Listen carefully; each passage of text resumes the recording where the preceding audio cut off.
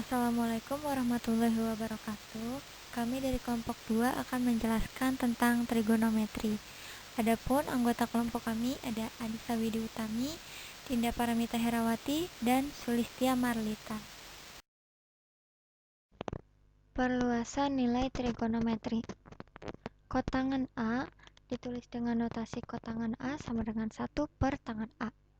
Sekant A ditulis dengan notasi sekant A sama dengan 1 per kosinus A.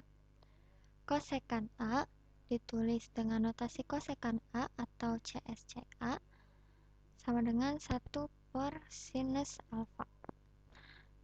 Daftar nilai perbandingan trigonometri sudut khusus.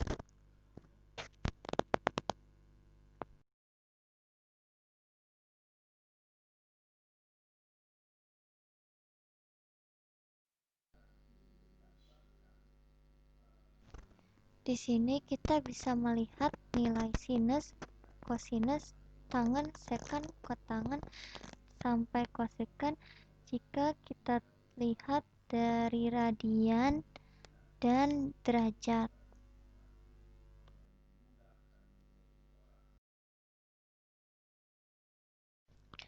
Untuk menghitung nilai fungsi trigonometri bagi X sama dengan pi per 3 dan X sama dengan pi per 6, kita gunakan definisi dasar untuk sin X dan cos X. Segitiga dalam gambar di samping adalah segitiga sama sisi, yaitu semua sisinya sama panjang yang panjangnya masing-masing 2. Akibatnya setiap sudut segitiga itu adalah 60 derajat atau pi per 3 radian. Dengan melukiskan garis yang membagi dua sama bagian yang sama dari satu sudut ke dua sudut yang sama, masing-masing pi per 6 radian, dan kita telah membagi satu segitiga itu menjadi dua sisi yang sama panjang. Menurut teorema Pythagoras, tinggi segitiga itu ialah akar 3, karena 1 kuadrat ditambah akar 3 kuadrat sama dengan 2. Maka kita akan mendapatkan nilai dari sin pi per 6, cos pi per 3, tan pi per 6, dan seterusnya hingga ke kosekant pi per 6.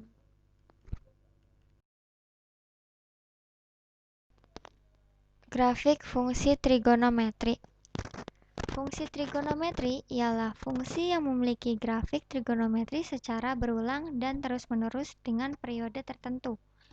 Fungsi dalam periode tersebut ialah jarak awal puncak sampai akhir puncak ataupun jarak yang terdapat di antara dua lembah atau puncak. Dalam grafik tersebut terdapat amplitudo, yaitu setengah dan selisih antara nilai maksimum dengan minimum dalam sebuah fungsi.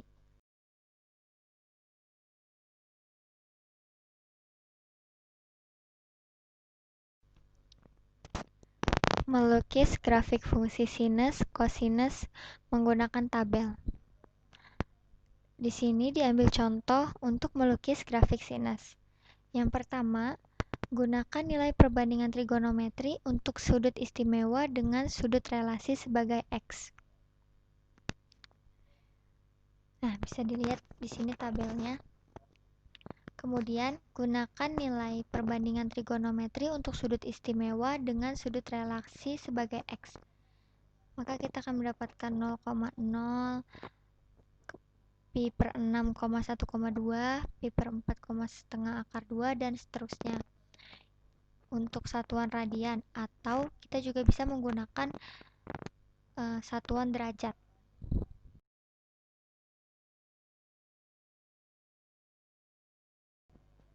Kemudian kita lukis titik-titik yang sudah kita dapatkan tadi ke dalam koordinat kartesius yang sudah kita buat. Terakhir, lukis kurva melalui titik-titiknya, maka akan kita dapatkan grafik seperti pada gambar ini.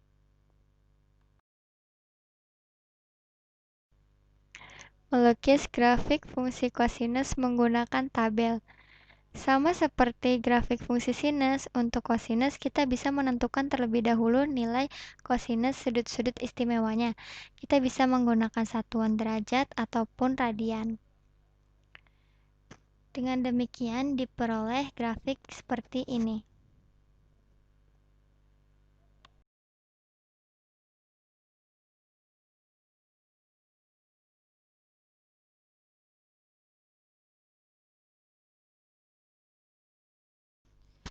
Melukis grafik fungsi tangan menggunakan lingkaran satuan.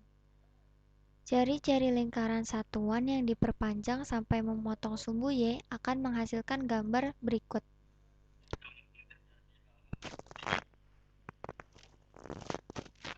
Dari gambar di samping, kita bisa mendapatkan beberapa nilai tangan berikut.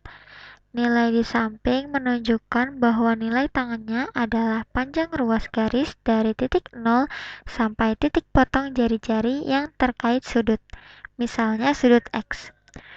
Untuk melukis grafik fungsi tangan, kita bisa melalui titik-titik potongnya dengan ruas atas bertanda. Mari kita lihat gambar berikut ini.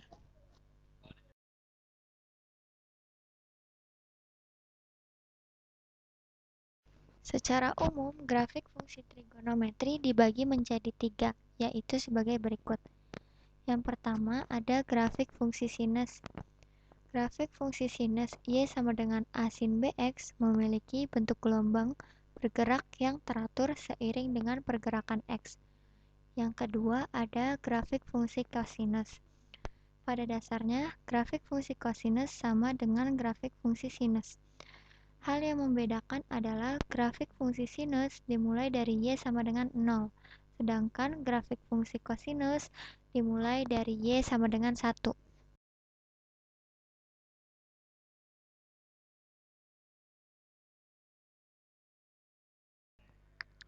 Yang ketiga ada grafik fungsi tangan.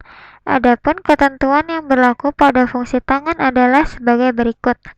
Saat X 90 derajat dan X 270 derajat dari kanan, maka nilai Y sama dengan tan X menuju tak terhingga. Saat X 90 derajat dan X 270 derajat dari kiri, maka nilai Y sama dengan tan X menuju negatif tak terhingga. Teman-teman, kita bisa lihat dari grafik ini.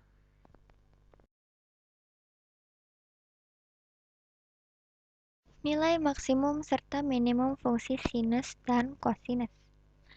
Fungsi sinus Y sama dengan Fx sama dengan sin X mempunyai nilai maksimum Y max sama dengan 1, yang dicapai untuk X sama dengan 1/2pi ditambah K dikali 2pi, dengan K merupakan anggota dari B, serta nilai minimum Y min sama dengan min 1, yang dicapai untuk X sama dengan 3/2pi ditambah K dikali 2pi dengan K anggota dari B.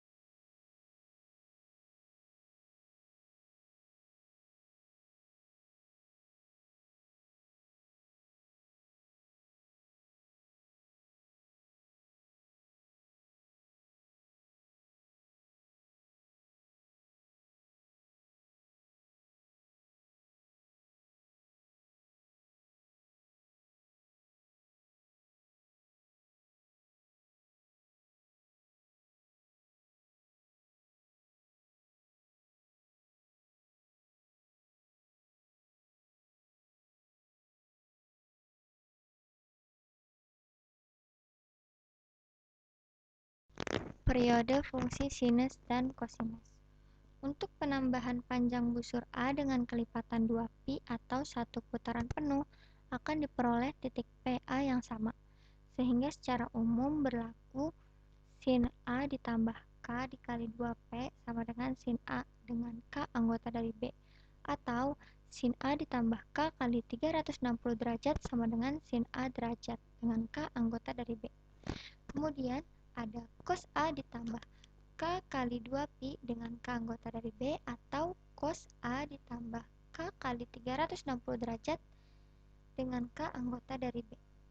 Dengan demikian, fungsi sinus Fx sama dengan sin X atau Fx sama dengan sin X derajat, dan fungsi kosinus Fx sama dengan cos X atau Fx sama dengan cos X derajat adalah fungsi periodik dengan periode dasar 2pi atau 360 derajat. 2. Periode fungsi tangen. Untuk penambahan panjang busur A dengan kelipatan pi atau setengah putaran penuh akan diperoleh titik P A tambah K dikali P yang nilai tangennya sama untuk kedua sudut tersebut, sehingga secara umum tan A tambah K kali pi sama dengan tan A, dengan K anggota dari B, atau tan A tambah K dikali 180 derajat sama dengan tan A derajat dengan K anggota dari B. Dengan demikian, tangen Fx sama dengan tan X atau Fx sama dengan tan derajat adalah fungsi periodik dengan periode pi atau 180 derajat. Hubungan antara sinus, kosinus, tangen dengan kosekan, sekan, dan kotangen. Pertama, sinus adalah sisi siku-siku di depan sudut itu dibagi dengan hipotenusa. Jika kita lihat pada gambar tersebut, maka sinusnya adalah B per C. Kosinus adalah sisi siku-siku yang berdampingan dengan sudut itu dibagi dengan hipotenusanya, atau A per C. Sedangkan tangen adalah sisi siku-siku di depan sudut itu dibagi dengan sisi siku-siku yang berdampingan dengan sudut itu, atau B per C.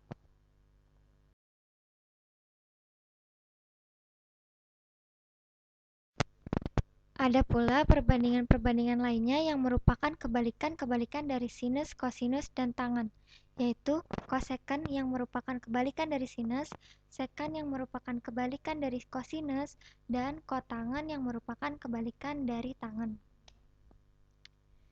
Jadi, hubungan antara sinus dan kosekan adalah jika sinus alfa sama dengan 1 per kosekan alfa atau kosekan alfa sama dengan 1 per sinus alfa.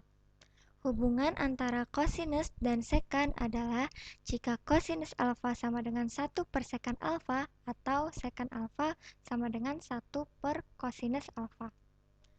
Hubungan antara tangen dan kotangen adalah tangen alfa sama dengan 1 per kotangen alfa atau kotangen alfa sama dengan 1 per tangen alfa.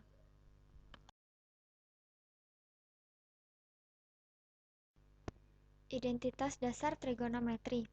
Identitas dasar trigonometri merupakan identitas yang masih membahas fungsi-fungsi dasar trigonometri dan belum membahas fungsi-fungsi trigonometri yang mengalami perkembangan.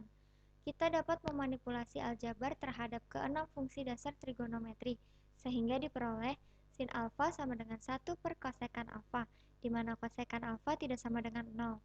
Kosekan alfa sama dengan 1 per sin alfa, di mana sin alfa tidak sama dengan 0. Kosinus sama dengan 1 per sekan alfa, di mana sekan alfa tidak sama dengan 0. Sekan alfa sama dengan 1 per kosinus alfa, di mana kosinus alfa tidak sama dengan 0. Tangen alfa sama dengan 1 per kotangen alfa, di mana kotangen alfa tidak sama dengan 0. Dan kotangen alfa sama dengan 1 per tangen alfa, di mana tangen alfa tidak sama dengan 0.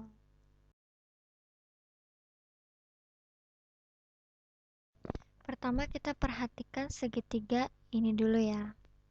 Kemudian kita akan mendapatkan rumus dasar yang diturunkan dari teorema Pythagoras.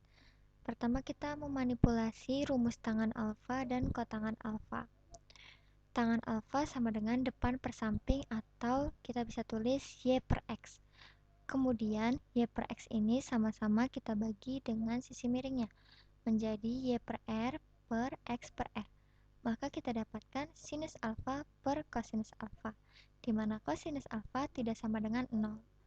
Kemudian untuk kotangen alfa sama dengan samping per depan, atau kita bisa sebut X per Y. Kemudian X per Y ini sama-sama kita bagi sisi miringnya menjadi X per R per Y per R. Maka kita dapatkan kosinus alfa per sinus alfa, di mana sinus alfa tidak sama dengan 0. Selanjutnya, melalui Pythagoras, kita akan mendapatkan rumus lain lagi. Kita masukkan Y kuadrat ditambah X kuadrat sama dengan R kuadrat. Kemudian kedua ruas sama-sama kita bagi dengan R kuadrat. Maka kita akan mendapatkan sin kuadrat alfa ditambah cos kuadrat alfa sama dengan 1. Rumus ini sering kita sebut dengan rumus utama identitas trigonometri. Selanjutnya, dari rumus utama tersebut, kita akan mendapatkan rumus yang bisa kita gunakan sesuai dengan keperluan. Sin kuadrat alfa sama dengan 1 min cos kuadrat alfa, dan cos kuadrat alfa sama dengan 1 min sin kuadrat alfa. Dari rumus utama ini juga kita akan mendapatkan rumus lain lagi. Pertama kita masukkan sin kuadrat alfa ditambah cos kuadrat alfa sama dengan 1. Kedua ruas sama-sama kita bagi dengan cos kuadrat alfa. Maka akan kita dapatkan 1 plus kotangan kuadrat alfa sama dengan kosekan kuadrat alfa.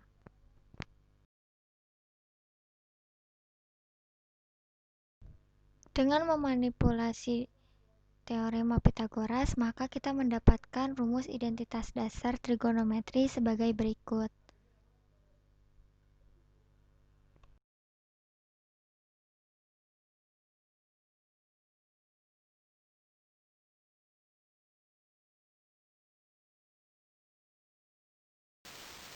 Nah, di sini ada rumus identitas trigonometri lainnya. Teman-teman bisa lihat ada rumus jumlah selisih dua sudut, rumus sudut rangkap, dan juga rumus jumlah atau selisih sinus kosinus. Terima kasih, kurang lebihnya mohon maaf. Wassalamualaikum warahmatullahi wabarakatuh.